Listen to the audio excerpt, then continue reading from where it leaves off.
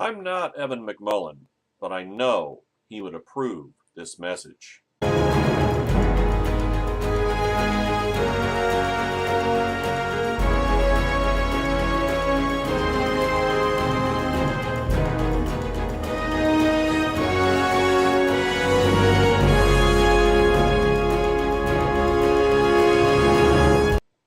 Ian Tuttle, National Review, byline, Bountiful, Utah. El Matador Mexican restaurant in Bountiful, Utah is an odd place to be thinking about Thomas Hobbes. But, again, here we are. We is David Evan McMullin, independent conservative candidate for president, and his running mate Mindy Finn, who are downing nachos during a brief visit with a handful of local supporters. The umpteenth stop of their day on a whirlwind campaign that launched 2 months ago and will end in fewer than 2 weeks. Probably because if McMullin wins Utah and becomes the first third-party candidate to win electoral votes in 48 years, since George Wallace, 1968, and if Hillary Clinton and Donald Trump, the two major party nominees, split the other 532, which they won't split them equally, Hillary Clinton is going to win, no candidate would achieve the requisite 270 votes in the Electoral College, at which point the campaign would turn to lobbying the House of Representatives, which would be tasked with selecting the next commander-in-chief, and given that the Republicans have a majority in the House and a majority of state congressional delegations, they would install Trump. You know it. Anyway, that is at least the theory. Now, McMullin is doing his part to make it a reality.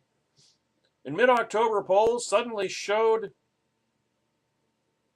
a tight three-way contest in a state that Republicans have not lost since I was born, 1964, with McMullin either in the lead or just behind Trump. That state of play appears to be holding. It has legs, in other words. In case there was any doubt that the Trump campaign is concerned, Sean Hannity, Laura Ingraham, and Lou Dobbs all spent time last week attacking McMullin. Dobbs, indulging in a refreshingly honest moment of unveiled bigotry, suggested McMullin was part of a Mormon mafia. There's an oxymoronic term. And on Wednesday, what would a Mormon mafia even look like? Are their ties even thinner? Or I mean, do they wear their magic underwear on the outside? I couldn't even begin to guess. And on Wednesday, Mike Cuck Pence flew in for a rally in Salt Lake City. Yeah, I bet that was a stem winder. Once again, this is Utah we are talking about.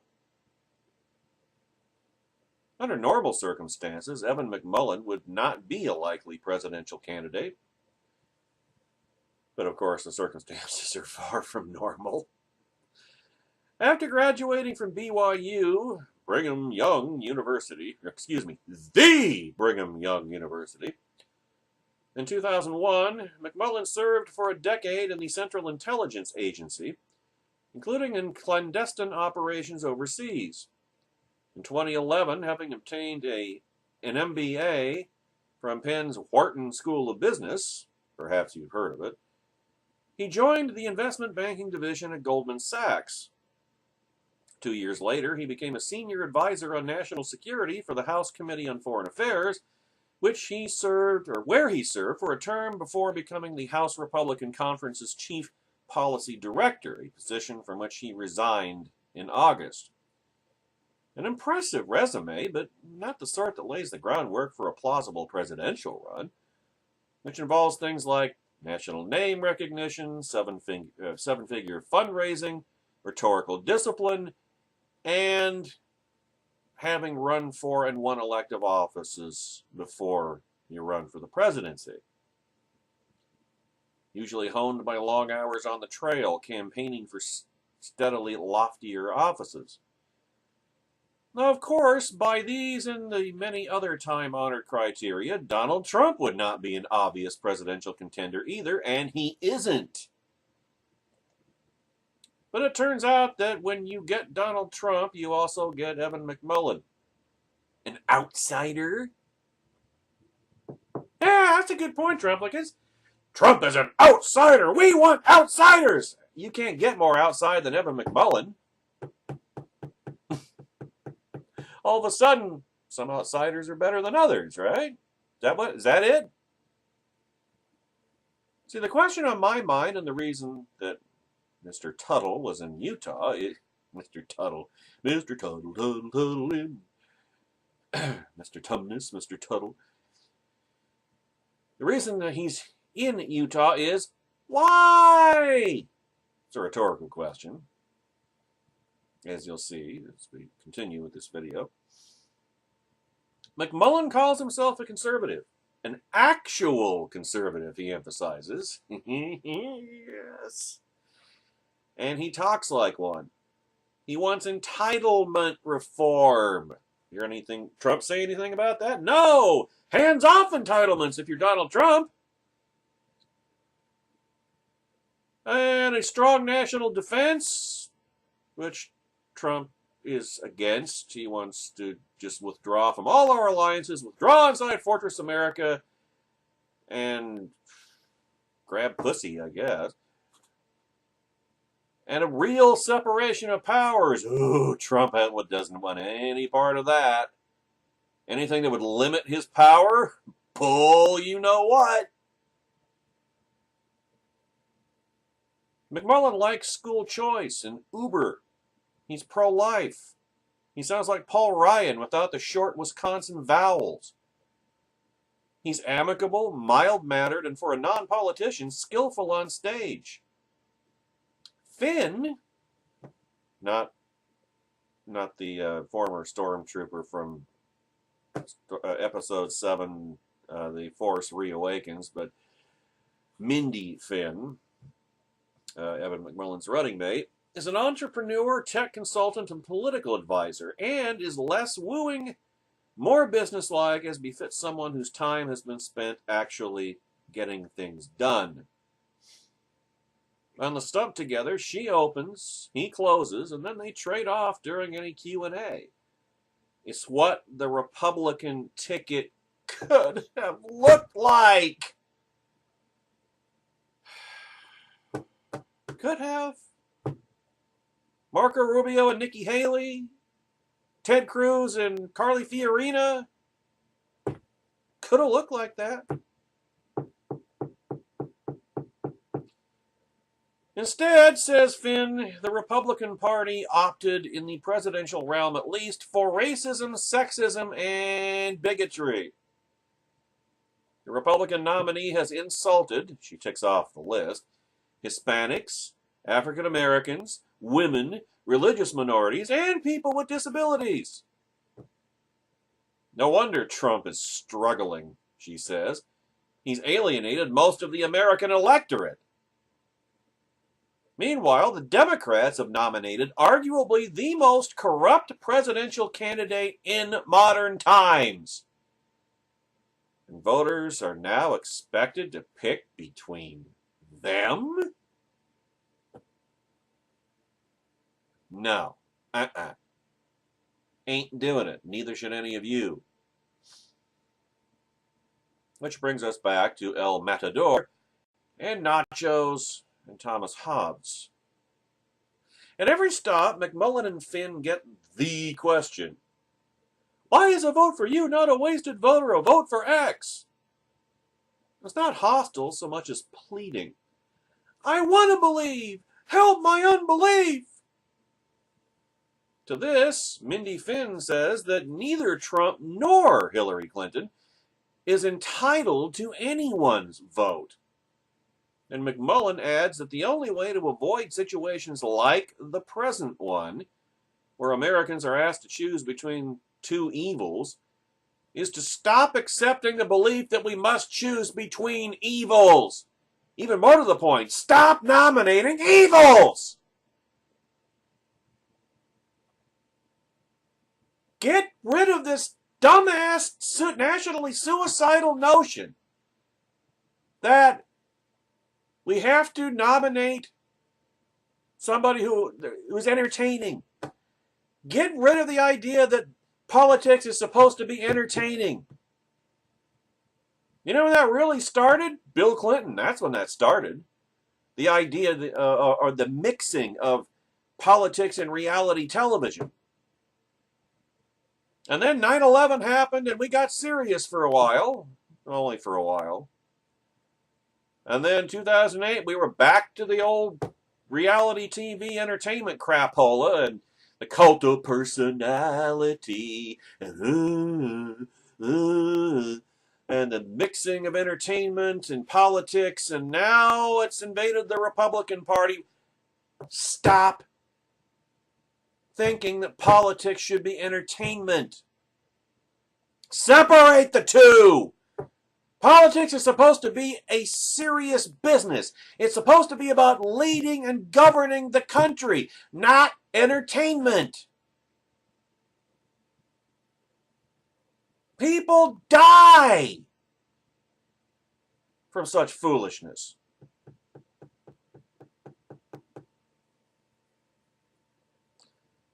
Thomas Hobbes, English philosopher, scientist, and pessimist, was the master of two evils logic. Mankind he theorized, born unto a war of all against all. A brutal Lord of the Flies type scenario to be tamed by a social contract and the appointment of some sort of ruler with absolute power to keep the peace. Sound familiar? And of course, the power to keep the peace would not keep the peace equally. Would favor one group over another. Absolute power, remember? And what was that thing that Lord Acton said about absolute power corrupting absolutely? I mean, absolute power meant exactly that. So Leviathan could be brutal. You know, the big government, the state. But he would, on the whole, keep everyone from hacking each other apart willy-nilly by doing that for them. They wouldn't have to hack each other to bits because Leviathan would do it for them, thus cultivating the motivation to curry the favor of Leviathan, right? Dependency, big government. Things would always be fundamentally bad, but they could be made less bad for some than for others with a large enough contribution. 2016 has been, along with much else, a Hobbesian year. Donald Trump has depicted a country beset by emigre rapists and suburban terrorists and afflicted by inner cities that are hellscapes. The world is falling apart, and I alone can fix it. Trump alone can fix it, and that's how he'll fix it, alone. Signature, sweep of the pen, law of the land, kind of cool. I can't remember which Clintonoid said that back in the 90s. But it's the same idea. The pen, the phone, and the putter. Nothing megalomaniacal about that, is there?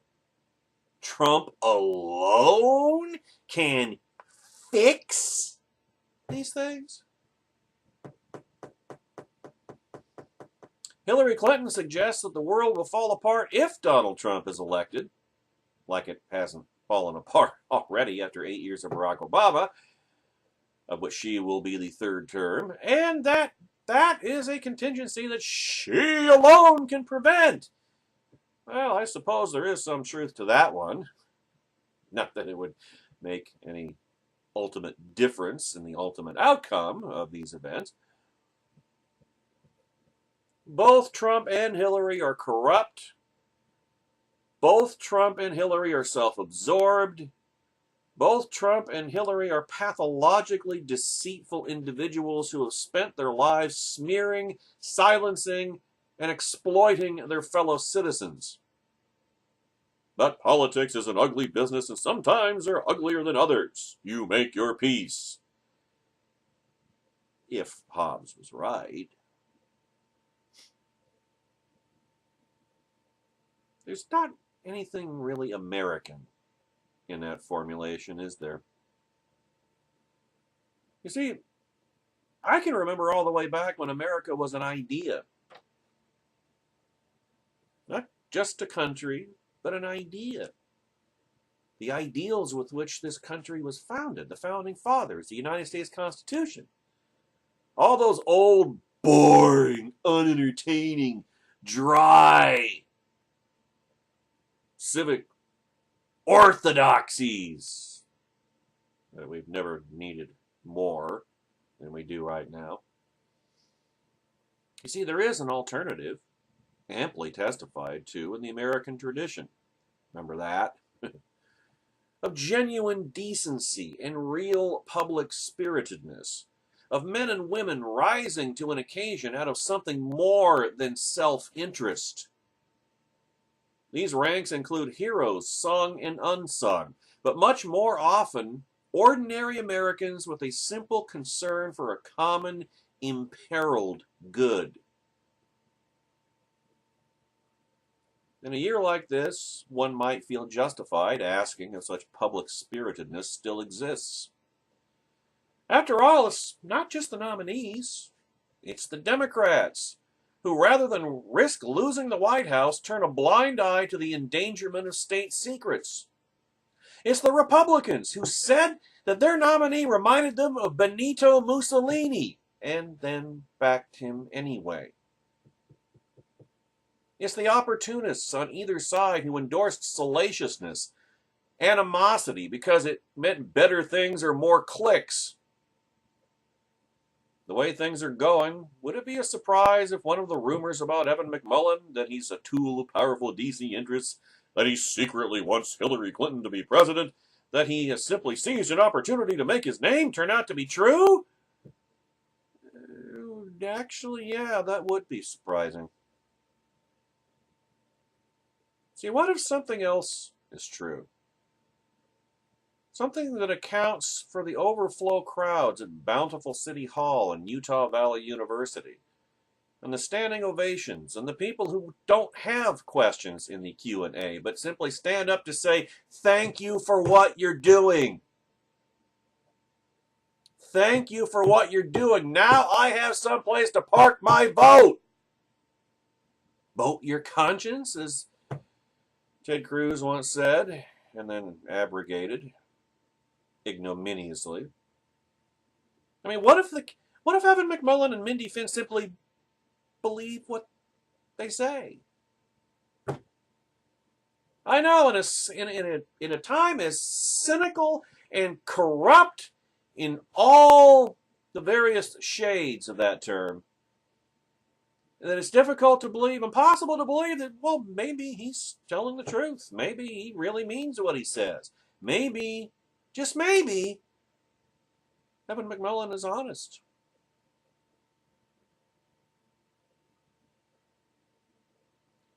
Now, it's highly unlikely that Evan McMullin will be president, now or ever.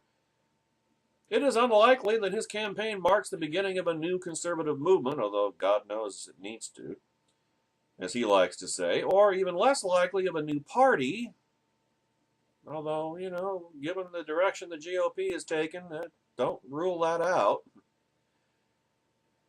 I mean, where did the Republican Party start out? Bloody Kansas in the mid-1850s. Did anybody necessarily think that a new party was coming out of that? You never know. Sure, it seems unlikely, but Not impossible. And it is unlikely that Evan McMullin will play a significant part in whatever is the future of conservatism in the United States, although, again, the pebble in advance of the avalanche, that's not the point. This year, the two major parties chose as their standard bearers two individuals who are unfit to lead the United States because they are indecent, because they are corrupt, but at heart because they don't believe in the American creed, either one of them, Trump or Hillary. And the idea of all men being created equal, of unalienable rights to life, liberty, and the pursuit of happiness, of government of, by, and for the people. Trump and Hillary believe merely in exploiting those principles toward their own ends. If those foundational principles are to endure as more than historical relics or rhetorical niceties, they need a voice. Evan McMullin and Mindy Finn, with almost no prospect of success in their endeavor, and with every reason to believe that they would be viewed by millions of Americans as spoilers or holier-than-thou ideologues. We could use a lot more holier-than-thou ideologues, and boy, don't tell me the irony of me saying that. I bet the Tea Party sold out, so there's not many of us left, I guess. Or puppets of some establishment, a term that should be expunged from the English language, I might add. Now, Evan McMullin and Mindy Finn spoke up for those principles, lived them, embodied them, defended them, evangelized them, and gave the voters the opportunity to vote for them. They gave the voters an actual choice. Two Democrats versus a conservative. Two liberals versus a conservative. There is no choice. Absolutely is no choice. There shouldn't be. Should be a no-brainer. For anybody who calls himself a conservative, a constitutional originalist, there should be no debate. There shouldn't require a second thought. It shouldn't even require a first thought. Evan McMullin, Mindy Finn. In a moment like ours, that's no small thing. In fact, it's, well, huge.